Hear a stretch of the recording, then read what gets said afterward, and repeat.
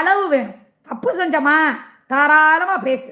இல்லை உனக்கு ஏதாவது துரோகம் பண்ணனா நீ நல்லா கூட வச்சு நார் நாரா கிளி. இல்லை எவன்டி கள்ளக்காதல் பண்ணிக்கிட்டு இருக்கனா கண்டுபிடிச்சியா நல்லாவே கிளி.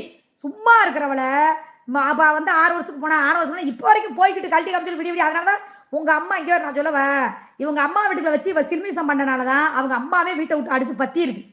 ஏன்னா அந்த வீட்டை வந்து ஒரு ஒரு கோயில் மாதிரி இவரை தவிர யாரும் அந்த வீட்டுக்குள்ள போக மாட்டோம். ஒரு கோவில் மாதிரி அந்த வீட்டுக்குள்ள இருக்கும்போது இவன் அவுத்து காமிச்சிருப்பா.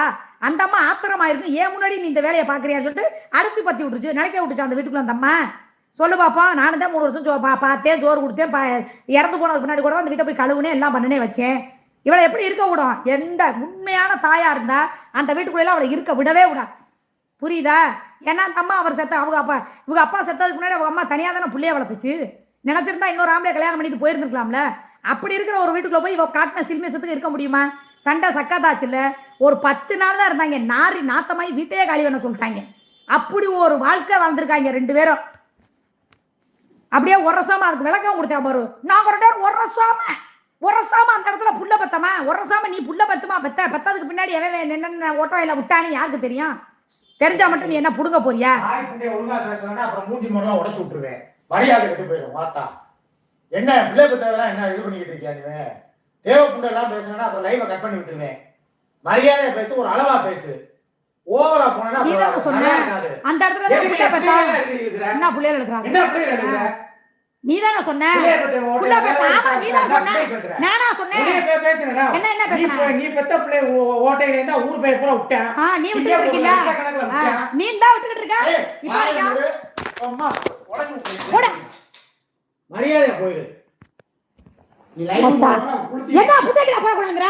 6 மணிக்கு நீ பேசினா தானா நான் பேசுறேன்னா? நீ இந்த அளவுக்கு என்ன அளவுக்கு பேசுற? என்ன நீ பேசுனது? எல்லாரும் கமெண்ட் பண்ண பாத்துக்கிட்டு தான் லைவ். என்ன நீ பேச கூடாது? நீ 10 மணிக்கு நீ லைவ் போட கூடாது. சரியா? கிளம்பு ஓடு. தேவையில்லாம என்ன உட்கார்ந்து நீ என்ன வேணா பேசுவ, நான் பேசாம இருக்கேன். என்ன புள்ளையா இருக்க கூடாது? நீ தான் சொன்ன அந்த இடத்துல புள்ள பக்கல அத நான் விட்டுக்கிட்டு இருக்கேன். ஊர் மேல விட்டு தான்டா வீடு வாங்கி வச்சிருக்கீங்க. இப்போ வரைக்கும் விட்டுக்கிட்டு இருக்க, படுக்க விட்டு சாப்பிட்டுக்கிட்டு இருக்க. எச்சக்கடை பொறுக்கி உட்காந்துக்கிட்டு சாம்பிளா காமிச்சுக்கிட்டு இருக்க. 5க்கு போனா 10க்கு போனவனு கறி மீன் வாங்கி கொடுத்து கண்டோட படுக்க விட்டுக்கிட்டு இருக்க. அவுத்து போட்டு பிசினஸா பண்ணிக்கிட்டு இருக்க. நீ என்ன கட் பண்ண? அடிடா நீ அடி. நீ அடின்ட்ட அப்படியே தான் ஓடும். நீ அடின்ட்ட நல்லதுக்குள்ள நான் சொல்றேன். நீ 6 மணிக்கு பேசுறேன், நான் ஏதாவது கமாண்ட் போட்டேனா? இல்ல கிளம்ப. எவ்வளவு கேவலமா பேசுறேன்? கேப்பமா அவங்கள்ட்ட எவ்வளவு கேவலமா நீ பேசுறேன்? எந்த பிள்ளைகளை தாங்க?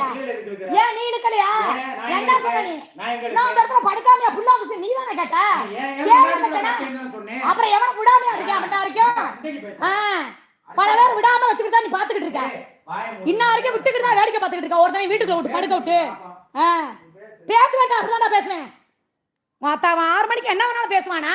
மூடிக்கிட்டு நான் பேசாம இருக்கணுமா? இங்க வந்து பேசுனா அப்படி எகிருவியான்.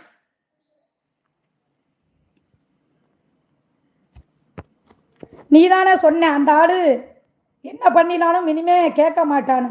இப்போ எதுக்கு அவன் ஒரே மாதிரி டிஸ்டர்ப் போட்டா உனக்கு கோவம் வருதா? என்ன போட்டிருக்க புடுங்கி மாதிரி? ஒழுங்கு மயிரா கமாண்டை போட்டு நான் பொத்திக்கிட்டு கிளம்பு.